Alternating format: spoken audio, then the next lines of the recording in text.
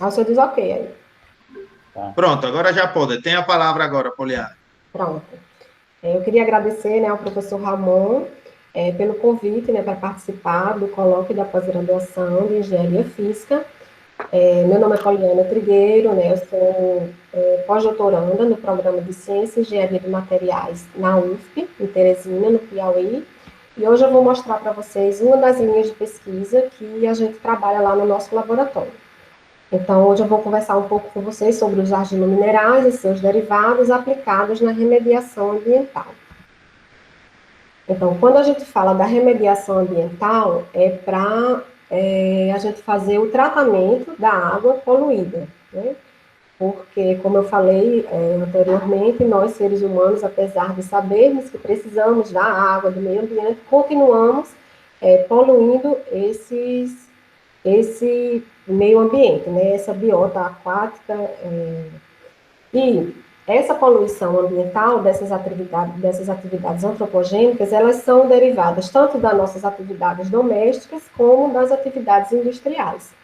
E daí eu mostro aqui os dois exemplos para vocês da contaminação de águas por corantes, né? Esses corantes geralmente são corantes sintéticos, oriundos da indústria têxtil, da indústria de medicamentos, indústria cosméticas, e esses materiais, eles são altamente tóxicos, né, nesse ambiente aquático.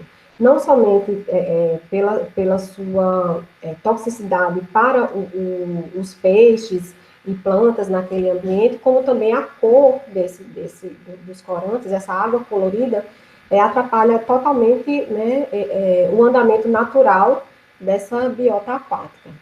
E também os contaminantes emergentes, né, desse lado aqui. Os contaminantes emergentes, eles também são oriundos tanto nas nossas atividades domésticas como de indústrias, né? Eles são fármacos, surfactantes, a cafeína, hormônios, medicamentos que a gente utiliza no nosso dia a dia. Então, esses contaminantes emergentes, eles, hoje em dia, o controle e a identificação desses contaminantes é difícil porque eles ainda são materiais que são descartados sem uma certa regulamentação. Então, quando a gente utiliza essa linha de pesquisa de utilização de materiais para remediação ambiental, a gente busca novas tecnologias e novos materiais que sejam eficientes para a remoção desses contaminantes, né? Sejam corantes ou outros tipos de contaminantes. E os argilominerais, eles entram muito bem nesse tipo de pesquisa porque eles são materiais naturais, de fontes renováveis, eles são ecologicamente compatíveis, eles não são tóxicos, né? Então, não vão poluir o meio ambiente e também tem custo acessível. Então, entra aí aquela pegada da química verde também, né? Da gente utilizar materiais naturais, menos solvente, então todo aqueles princípios da química verde a gente procura utilizar quando a gente utiliza esse tipo de material para descontaminação de águas. E os argilominerais também, eles são materiais que a gente consegue reutilizar, né, regenerar esses materiais, sejam os absorventes ou fotocatalisadores, e recuperar desse meio reacional. Então, quando a gente pensa nos argilominerais, quando a gente estuda, né, quando a gente trabalha com os argilominerais, a gente sabe que tem um mundo de utilização e de aplicação para esses materiais. Então, os argilominerais, eles são aplicados desde aquelas cerâmicas tradicionais como as cerâmicas avançadas. Como cerâmicas tradicionais, eles ainda são bastante utilizados na indústria de construção civil, né, em tijolos, telhas, cerâmicas, como materiais de decoração. A gente sabe também que os argilominerais sempre foram muito utilizados na cosmética, né, como cosmético, dermocosméticos, também muito utilizados nas pinturas artísticas, né, para a formação dos pigmentos. E com o avanço, né, da tecnologia, com o avanço do conhecimento da estrutura e das propriedades desse material, eles foram cada vez mais utilizados e são cada vez mais utilizados como materiais avançados. Então, eles são muito utilizados como carreadores de fármacos, né, para ter uma liberação controlada de fármacos. Então, a estrutura e as propriedades dos argilominerais, elas são muito favoráveis para eles serem utilizados como carreadores de fármacos.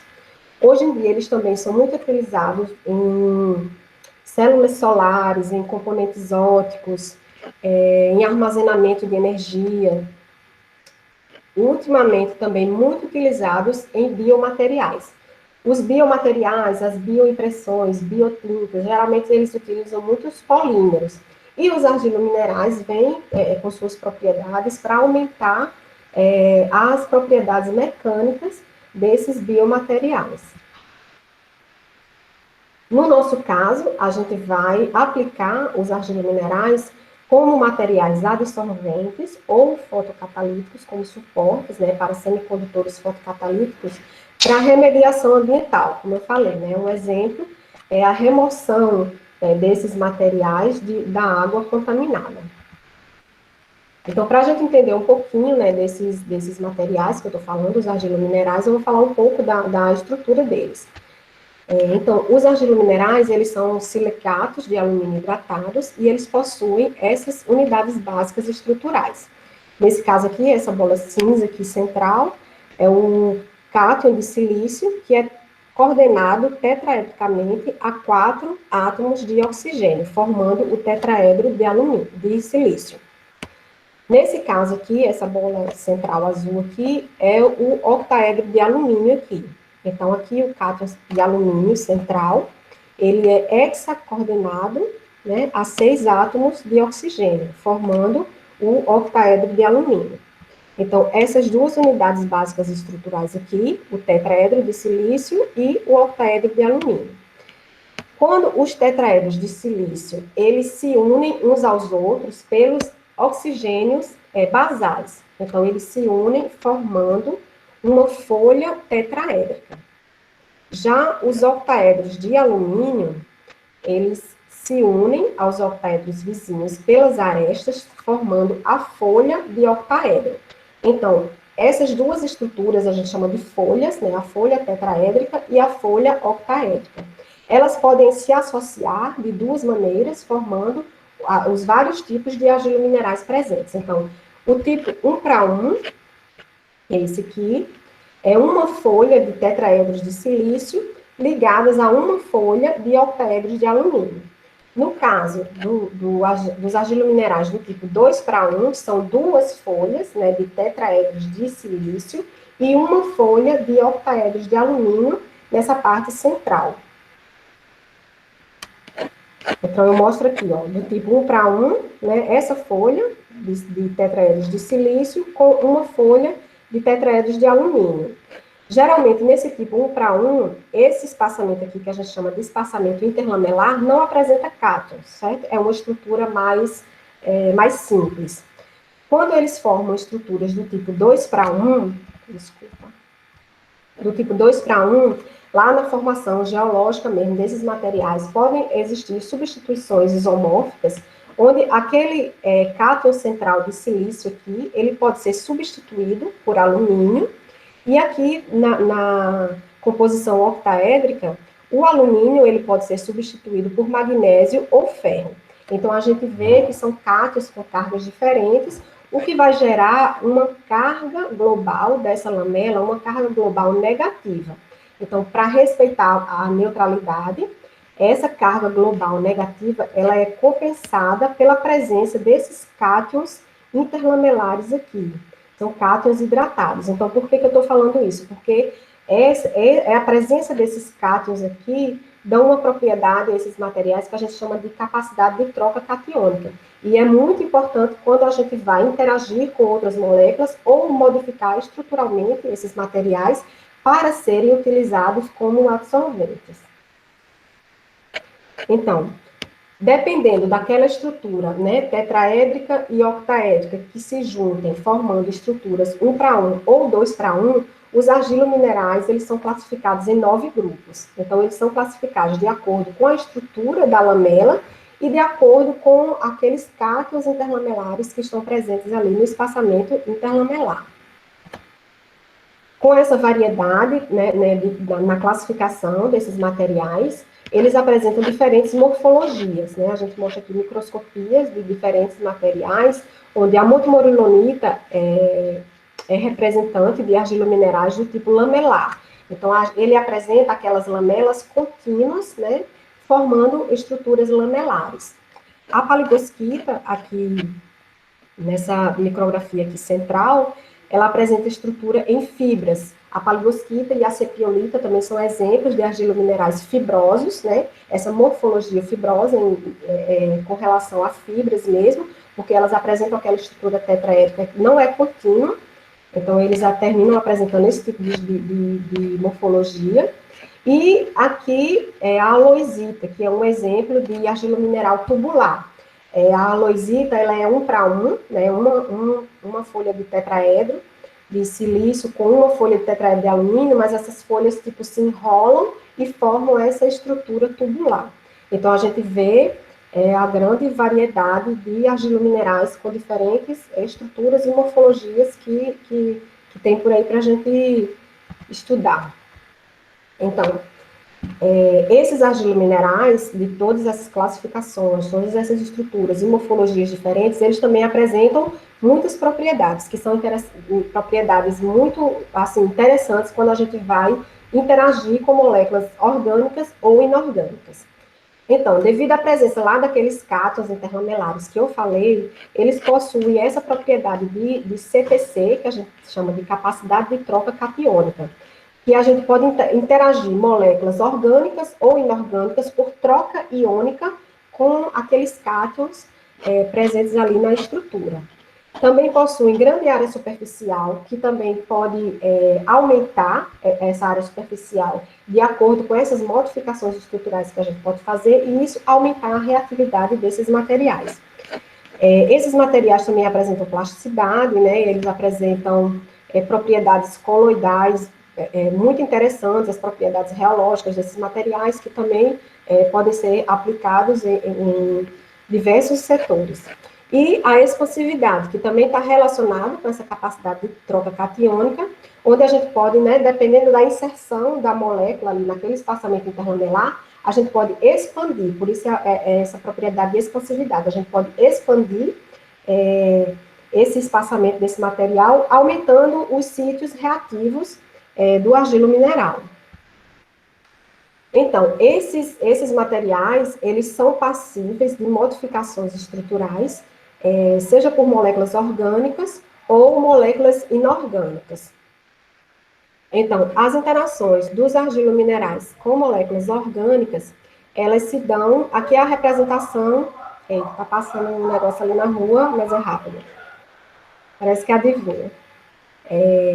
As interações com moléculas orgânicas, essa aqui parece uma fichinha, representa aquelas lamelas, certo? Então, as interações com moléculas orgânicas, elas podem se dar na superfície externa desse material, naquele espaçamento intermolecular, nas bordas e intrapartículas. Então, isso aqui, se você ver, a gente pode interagir com diferentes moléculas por diferentes mecanismos de interação. Então, ele pode interagir por propriedades, por forças eletrostáticas, ligações de hidrogênio, pode ocorrer a grafitização, que é o empilhamento, pode ocorrer reações intra e interpartículas. Então, o tipo de interação, claro que vai depender do tipo de argila mineral que eu utilizo e do tipo de molécula orgânica que eu estou modificando esse argilo mineral. Aqui eu mostro outro tipo, né, de modificação estrutural, aqui com cátions inorgânicos, no caso, os óxidos semicondutores. Aqui um exemplo de modificação nos argilominerais muito utilizado é a pilarização. Então, a pilarização, eu faço a inserção, né, de cátions inorgânicos aqui nesse material, a intercalação. Nesse caso aqui, eu estou mostrando para vocês o íon CaG, né, que é a pilarização com alumínio. Mas eu posso também intercalar aqui óxidos semicondutores, por exemplo, de ferro, de cobre, de titânio, é muito utilizado, né, que o titânio é um semicondutor muito utilizado, então tem muitos trabalhos também com a inserção de titânio nos argilominerais, E essa modificação com esses óxidos inorgânicos, geralmente são para fotocatálise, né? Porque a gente deposita semicondutores na estrutura do argilo mineral. Então, aqui primeiro eu faço a intercalação, né? A partir do precursor, do óxido que eu quero utilizar. Esse material vai estar ali no espaçamento interlamelar, e depois eu vou fazer a calcinação. Com TiO2, geralmente é 500 graus Celsius, com ZNO, geralmente 400 ou 500 graus Celsius, aí também vai depender do tipo de material que eu estou utilizando. E depois dessa calcinação, são formados esses óxidos, que a gente chama de pilares óxidos, e ele também aumenta aquele espaçamento interlamelar, aumentando a superfície reativa desses materiais.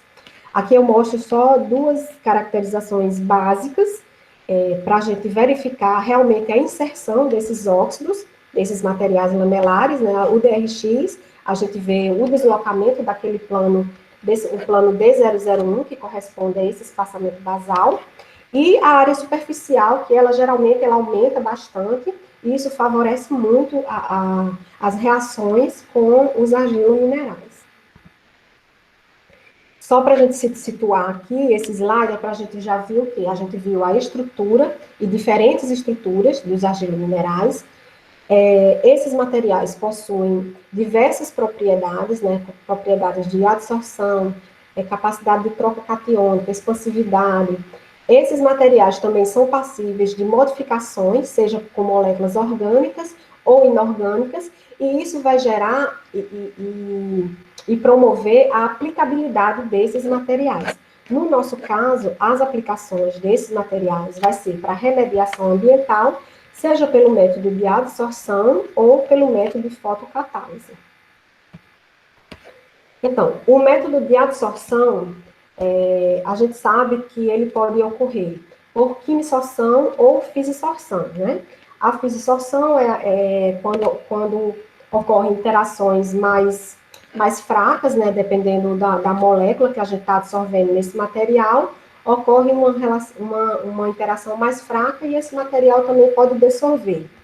E a quimisorção, ela ocorre por forças mais fortes, né, pode até ocorrer ligações covalentes entre o material absorvente e o substrato, né, entre o argilo mineral e o substrato. Então, a quimisorção, ela é um tipo de interação mais forte, né, que pode também ocorrer com esses materiais, sejam puros ou modificados. Aqui é só uma ilustração para a gente ver, assim, para a gente ter uma ideia visualmente o que é que acontece. Aqui a gente tem uma solução de corante.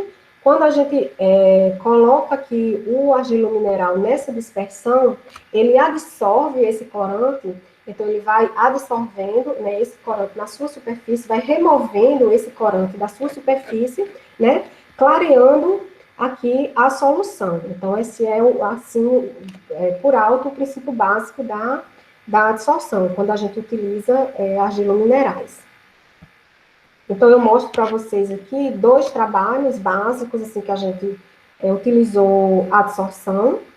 Então, geralmente, os argilominerais, com adsorção, eles são muito trabalhados, muito explorados para a absorção de corantes, de fármacos, de metais pesados, de pesticidas, herbicidas, e eles são muito eficientes, porque, como eu mostrei para vocês, eles podem, aquela modificação estrutural, ela pode mudar a carga, né, desse material, e eu posso absorver tanto moléculas aniônicas como moléculas catiônicas. Então, isso vai depender de qual material eu quero absorver. Então, nesse primeiro trabalho aqui, a gente fez a modificação de uma bentonita com quitosana. Então, a quitosana é um biopolímero, e a gente fez de acordo com a capacidade de troca catiônica desse material. Então, a gente variou as concentrações de quitosana. Então, a gente vê aqui que, dependendo da concentração de quitosana utilizada, ela intercala em monocamada ou bicamada nessa argila, né? Nesse caso, é uma bentonita. E aqui, foi aqui o argilo mineral trocado, né? Modificado com quitosana, para a absorção do violeta relativo, o violeta reativo, 5R. Então, nesse trabalho, essa quitosana, ela foi incorporada por reação em micro-ondas. Então, em 30 minutos de reação, essa quitosana estava totalmente intercalada no argilo mineral, e a gente mudou o quê? Mudou a carga, né, do argilo mineral. Como eu mostrei para vocês, ele tem aquela carga global negativa, e eu mudo essa carga para uma carga global positiva, com a adição desse biopolímero, e consigo absorver um corante aniônico. Então, nesse caso aqui, a gente viu que em 10 minutos de reação, esse material modificado, ele absorveu toda essa quitosana em solução.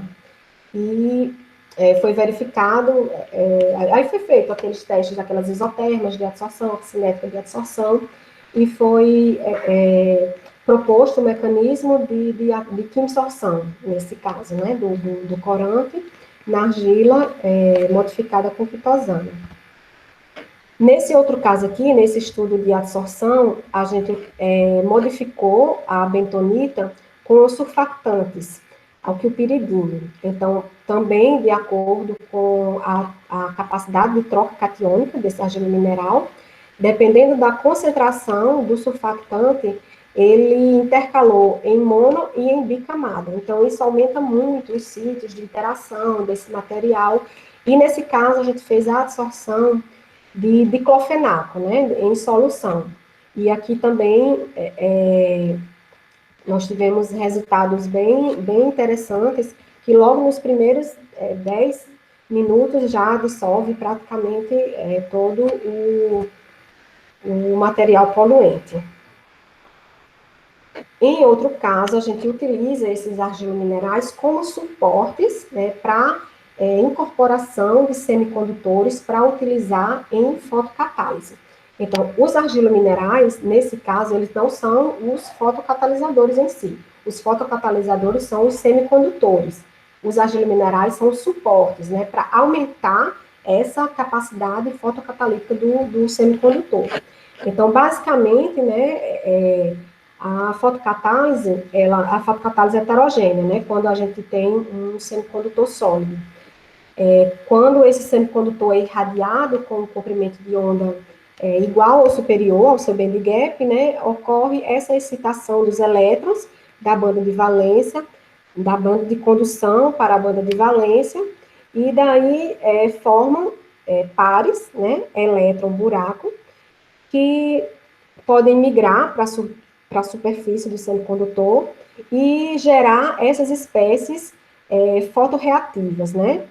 Então, a partir dessas espécies ocorrem reações de oxidação ou redução que quebram essas moléculas de poluentes, né? No caso, eles vão quebrando, vão fotodegradando, né, que a gente chama, essas moléculas de poluente, e pode até mineralizar esse composto, né, formando água, CO2 ou outros compostos inorgânicos. Então, qual o papel do argilo mineral quando a gente trabalha com a fotocatálise? É fazer a distribuição homogênea, né, desses semicondutores na superfície do argilo mineral. E o que é que ocorre? Geralmente ocorre, a gente explora uma combinação de adsorção com fotocatálise. Então, esse substrato, geralmente, ele absorve um pouco ali naquela superfície do argilo mineral e ocorre a difusão desse substrato. Então, ele vai ter maior contato com esses semicondutores, aumentando essa eficiência fotocatalítica.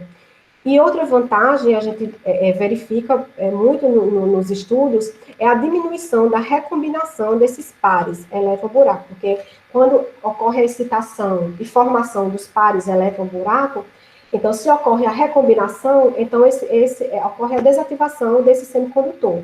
E com os argilominerais, esse material, ele prolonga mais esse tempo de atividade fotocatalítica desse material. E ainda por cima, esses semicondutores, eles são de partículas muito finas e geralmente a gente não consegue recuperar esse material do meio reacional. E quando a gente utiliza os argilominerais como suporte, a gente consegue recuperar esse material, seja por filtração, ou no caso A gente também está inserindo ferro nesse material para recuperar por ímã. Então, existe a regeneração e a recuperação desses materiais do meio reacional. Então, é mais uma das vantagens de utilizar os argilominerais como suporte nesse tipo de estudo. Então, aqui eu apresento para vocês dois estudos que a gente fez, né, com relação à fotocatálise, a utilização de argilominerais para fotocatálise. Geralmente, os argilominerais eles são utilizados em estudos para fotodegradação de corantes, fármacos, pesticidas e herbicidas, né? E nesse primeiro caso aqui, o que a gente fez? A gente incorporou nanopartículas de prata e ouro na superfície do argilomineral. A gente vê aqui a distribuição em paligosquita, né? Aquele argilomineral fibroso que eu falei anteriormente. E também, esse estudo foi para degradação de bentazona. Nesse estudo, a gente fez o teste fotocatalítico na presença de TiO2. Então, a gente viu que o TiO2 puro, ele apresenta uma certa degradação da bentazona, mas quando colocamos o fotocatalisador nesse sistema, aumentou muito a atividade fotocatalítica. Então, a gente viu que existia um efeito sinérgico, né, entre o catalisador que a gente colocou e o TiO2 presente no sistema. Nesse caso também, a gente se propôs em verificar a toxicidade dos subprodutos formados, né, que como a gente viu na fotocatálise, ele vai quebrando aquelas moléculas de poluente. Então, a gente foi vendo, acompanhando a toxicidade dessa solução, desse material, quando ele foi fotodegradando, né, ao longo do tempo, e a gente viu que não apresentou subprodutos tóxicos. E também a recuperação. Então, a gente retirava esse fotocatalisador do meio reacional e reutilizava. Então, a gente viu que esse material é estável para ser reutilizado. Nesse outro estudo aqui, a gente também utilizou paligosquita e a gente colocou nanopartículas de TiO2 e de zircônia. E a gente viu que esses dois materiais, tanto a paligosquita com TiO2, como a paligosquita com zircônia e TiO2, apresentam alta atividade fotocatalítica. Nesse caso aqui, o substrato foi azul de remazol, foi um corante. Então, a gente viu que esses materiais apresentam uma rápida degradação desses materiais nos primeiros minutos de reação. E também a gente consegue recuperar o material e reutilizar, né, no sistema. Bom, eu queria agradecer a todos, é só um estudo breve, né, para mostrar para vocês os trabalhos que a gente vem apresentando, né? Muito obrigado, Poliana, pela apresentação. Muito boa, com resultados bons e, sobretudo, com resultados que são bem relacionados com as coisas, com os interesses que hoje estão se procurando, não? Que é a parte ambiental, remediação do ambiental e materiais assim que, mesmo sendo muito estudado, cada dia tem mais novidades sobre esses materiais semicondutores, tem cada vez mais coisas. Eu sou suspeita de falar, mas quando a gente trabalha com argilominerais, a gente vê assim, muitas possibilidades. Exato, e essa combinação de semicondutores com a argila, não? Que é muito bom, não? Muito maravilhoso. Então, bom, agora temos aquela parte de debate, de pergunta. Professor Marcos, acho que tem alguma pergunta elaborada já. É Marcos Orial ou Marcos eu? Marcos Orial. Vai Orial, então. Depois vai você. Tá mudo, tá desligado o microfone. Perdão, obrigado. Eu estava dizendo que minha pergunta é rápida, dada a minha grande ignorância no assunto, mas é importante a gente estar aprendendo. Poliana, minha curiosidade é, nesses processos fotocatalíticos, qual é a fonte de luz? Eu não sei se eu disse. A gente utiliza tanto o UV quanto o visível. visível, professor, dependendo do semicondutor que a gente utiliza, né? Certo. Fica lá, dependendo do band gap do material, a gente tanto pode irradiar com a luz UV como a luz UV. Pronto, então, como são radiações de alta frequência, de pequeno comprimento de onda, eu fico especulando se o processo catalítico, o processo de absorção que se induz, se é mais devido à ionização, processo fisioquímico ou não, químico ou físico, né? É dipolar ou de ionização. Não sei se faz sentido, se você pode comentar. Sim, é como eu falei, né? Quando a gente utiliza os semicondutores puros, geralmente eles não apresentam absorção ou uma absorção mínima. Né? Quando a gente utiliza os argilominerais, realmente existe esse efeito, né, da absorção, mas claro que isso são propostas, né, do mecanismo, e a gente sempre especula, né, que esse material está ali absorvido, ele entra em contato melhor, né, em melhor contato entre o substrato que vai ser degradado e o semicondutor que está ali presente, né? Não sei se eu respondi a pergunta do senhor. Sim, está ótimo. Obrigado, Poliana. Agora, professor Marcos Gomes. Opa, outro Marcos. Parabéns, Poliana. Aqui na UAXA, não só na UAXA, né, na UFPE também, a gente tem trabalhado bastante com essa parte de adsorção e até fotocatálise também, né? Já tem o pessoal na UAXA, né, e na UFPE trabalhando com essa parte de fotocatálise, mas principalmente a gente tem trabalhado com a adsorção. Eu não tinha visto, mas pelo que eu estou vendo aqui, vocês têm bastante experiência com essa parte de utilizar esses argilominerais, né? Porque pelo que eu conheci, o pessoal usava muito as mesmas propriedades até que tu descrevesse ali para a parte de adsorção, eles usavam para incorporação em polímeros mesmo, né? Isso. Eu não sei se vocês têm trabalhado também, porque a gente tem trabalhado muito nos últimos tempos com grafeno, certo? Sim. Aí eu não sei se vocês têm comparado essas argilas, se elas têm, né, eu sei que a área é superficial e tal, mas elas têm essa capacidade de adsorção e tal, comparáveis a esses materiais. Eu não sei se vocês têm algum trabalho, né, que pudesse relacionar, só para a gente ter uma ideia, se a gente está mais ou menos falando dos mesmos parâmetros e tal. Não, sim, sim. A gente vê trabalho, né, com grafeno. Eu acredito que o grafeno, ele tenha uma capacidade maior, mas o que eu digo generalizando, né, mas o que a gente vê com relação aos argilominerais é justamente essa capacidade de modificar a estrutura.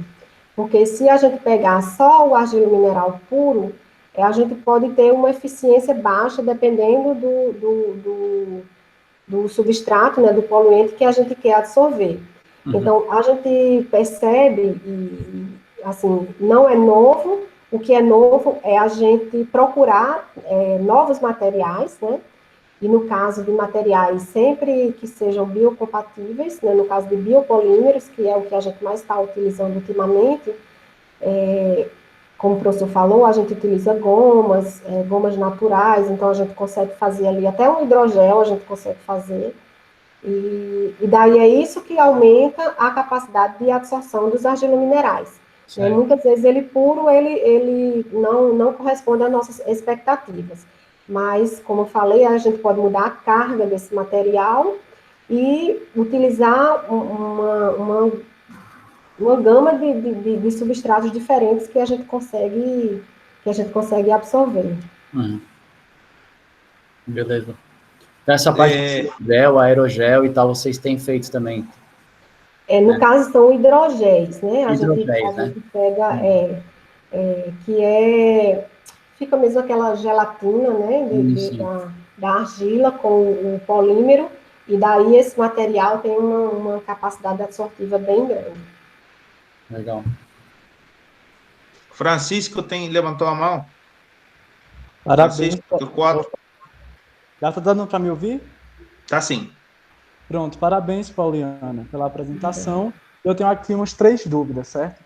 A primeira é como você limita essa questão da concentração dos óxidos inorgânicos de forma que você mantenha essa coesão lamelar, por exemplo, né? Como é que é feita essa limitação? Vocês fazem uma batelada de testes, testando várias concentrações, ou você já tem uma ideia de que até que ponto adicionar óxido inorgânico não vai fazer perder essa estrutura lamelar? Não sei se ficou clara a pergunta, mas... Sim, ficou clara. E outra coisa, muitas vezes, essa estrutura que a gente chama delaminada, a gente tem aquela estrutura lamelar, né? Dependendo da concentração e do tamanho da molécula que a gente coloca ali, a gente pode desestruturar um pouco esse material, a gente tanto pode delaminar, que fica assim, algumas lamelas, elas ficam organizadas, ou a gente pode esfoliar, onde as lamelas, elas podem ficar totalmente desorganizadas. E dali, esse material, no seu caso, a sua pergunta é com os semicondutores, pode acontecer com o dióxido de titânio, eu já trabalhei, e ele delaminou, né, a estrutura, e isso aumenta a atividade fotocatalítica do material. Quando a gente incorpora polímeros, como o professor Marcos estava falando, né, que o pessoal trabalha muito com nanocompostos. Então, a incorporação de polímeros aliás, a incorporação de argilominerais em polímeros. Então, geralmente, ocorre também essa esfoliação desse material. Então, você tem ali uma estrutura diferente daquela estrutura lamelar inicial, mas que muitas vezes favorece o processo. Já aconteceu em estudos de adsorção e também em estudos fotocatalíticos. Grato pela resposta, ficou bem claro aqui. E outro ponto que você comentou é no caso da quimiossorção, eu percebi que vocês tendem a ter uma predileção pela criação de ligações covalentes entre o poluente e o seu material adsorvente, usado na adsorção, não é? Aí, nesse caso, tem como, durante a síntese, você prever que determinada modificação pode gerar uma maior interação covalente ou não? Assim, se tem como você fazer essa previsão.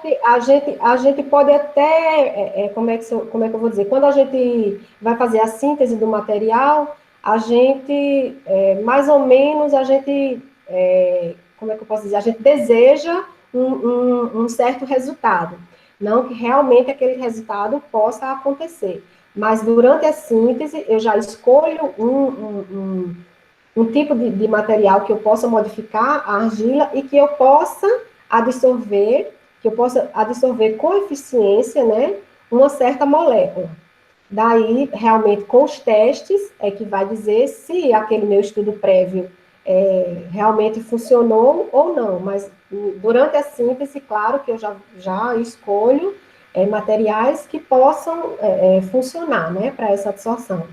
Às vezes funciona, às vezes não, porque são muitos parâmetros envolvidos, né? É concentração, é pH, às vezes fazem estudos de temperatura, então muitos parâmetros podem influenciar na absorção desse material. Mas sim, na síntese a gente já pensa, né, em preparar um material que seja eficiente lá na frente. E a última pergunta é com relação às pesquisas, caso o grupo tenha, com a despoluição, por exemplo, do rio Poti ou do rio Parnaíba, né? Porque, se eu não me engano, você está lá na UFPI, não é? E um braço lá do rio Poti passa justamente cortando Teresina. E aí teria alguma pesquisa em andamento aí nessa região, com algum dos dois afluentes, ou o Parnaíba ou o Poti? Não, no caso do laboratório lá que a gente trabalha, não especificamente com o rio, não, mas você está dando uma ideia muito interessante, que é a gente, né, aplicar na região que a gente faz a pesquisa, né? Porque no nosso caso a gente aproveita muitos materiais locais, como o professor Ramon falou, de biomassa do coco do babaçu, a gente utiliza as gomas, até mesmo os argilominerais, né, que tem a vermiculita, que tem lá no estado do Piauí. Mas nos estudos aplicados, né, como é que a gente chama, aquele modelo de solução ainda não chegou, né, no estudo real, e que realmente seria interessante.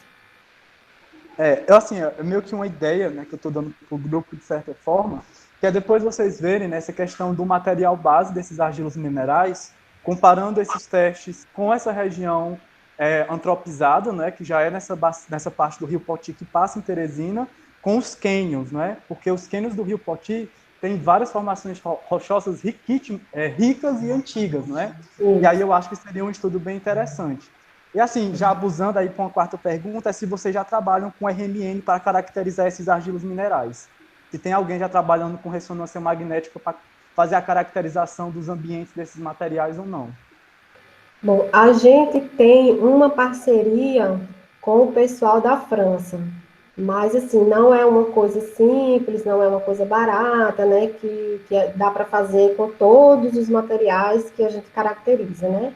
Às vezes é mais interessante a gente fazer o RMN, e às vezes não, por conta que é uma técnica paga, né? Então, assim, a gente tem alguns estudos que a gente apresenta o RMN e outros não, né? A gente vê realmente, dependendo do material, a gente, né, avalia, às vezes. Querer, a gente quer fazer de todos, né? Mas não dá. Então, a gente avalia, então, alguns a gente faz e outros não. Mas, assim, no laboratório não tem, né? A gente faz RMN em parcerias mesmo. Muito obrigado, Poliana. Por nada. Professor Vinícius. Parabéns pelo trabalho. E eu tenho uma pergunta. Tá bem baixinho, tá dando para escutar, não. Estou ouvindo, não. Oi, melhorou agora? Melhorou um pouquinho. Vou para ver se funciona. Não, melhorou não. Tá dando para escutar, não. Nada? E Agora? Oi? Não.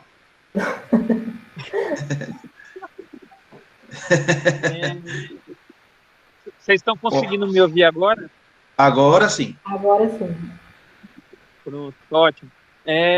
Parabéns pelo trabalho, Poliana. Eu tenho uma pergunta, eu não sei se você já comentou antes, mas é porque, como eu estou na estrada, talvez tenha cortado, então eu tenha perdido. Por acaso, vocês observaram se a eficiência de fotocatálise diminui quando ocorre o fenômeno de absorção simultaneamente? Se diminui a fotocatálise? Isso, quando a absorção ocorre simultaneamente. Não, no caso, quando a gente faz o estudo de fotocatálise, primeiro a gente faz o estudo de absorção. Por quê? Porque a gente deixa a lâmpada desligada, né? Então, a gente verifica o percentual de absorção desse material. Então, quando atinge o equilíbrio de absorção, quando a gente verifica que não vai mais absorver, é que a gente liga a lâmpada, e daí o restante do processo de degradação daquele substrato é fotocatálise. Por isso, um não compete com o outro, porque a gente verifica até onde ocorre a absorção, depois é que a gente liga a lâmpada, porque realmente a gente vê nos primeiros estudos de fotocatálise com argilominerais, sempre tinha aquela dúvida, será que isso não é totalmente absorção? Porque pode ser, os argilominerais têm muita afinidade dependendo da molécula que está ali. Então, por isso a gente tem que ter o cuidado de verificar o equilíbrio de absorção. Quando a gente verifica que não absorve mais, a gente liga a lâmpada e daí a gente confirma que o restante de degradação daquele substrato é fotocatálise. Por isso que a gente diz que existe uma combinação entre os dois, e não a competição.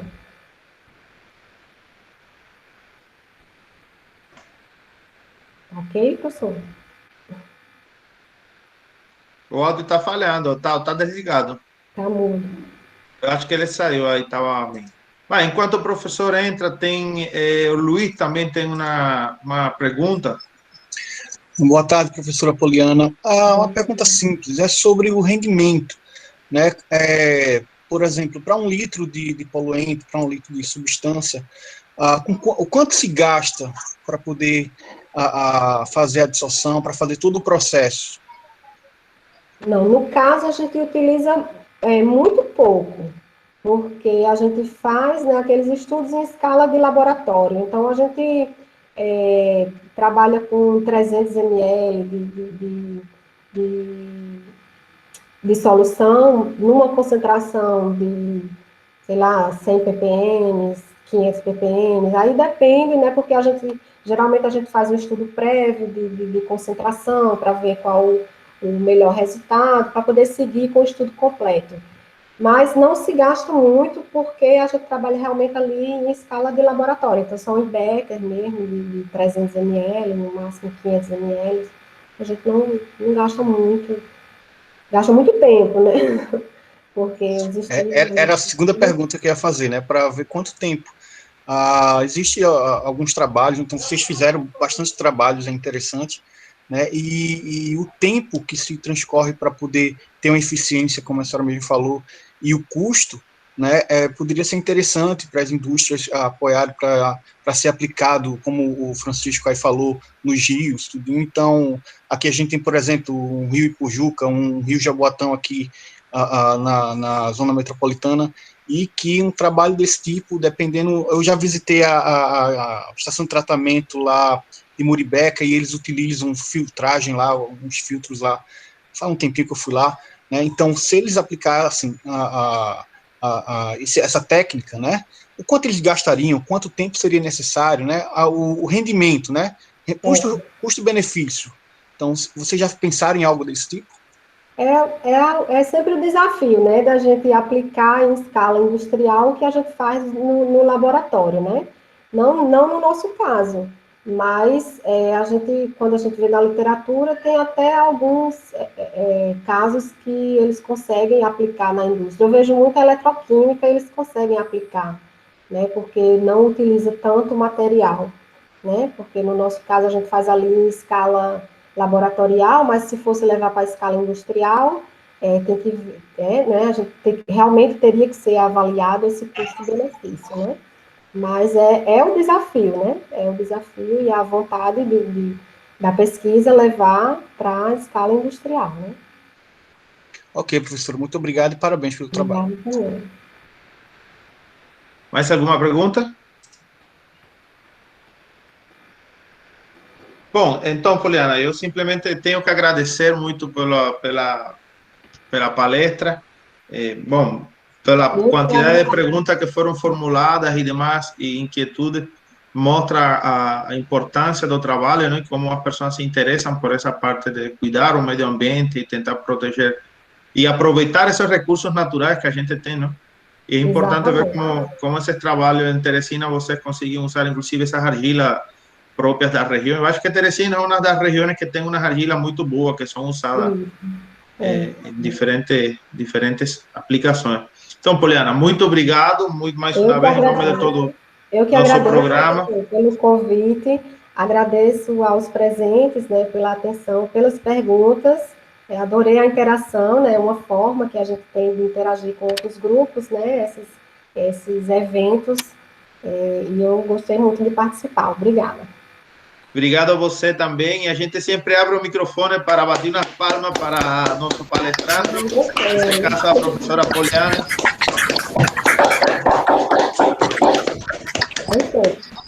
Muito obrigado, Poliana, mais uma vez. A gente fica bem agradecido.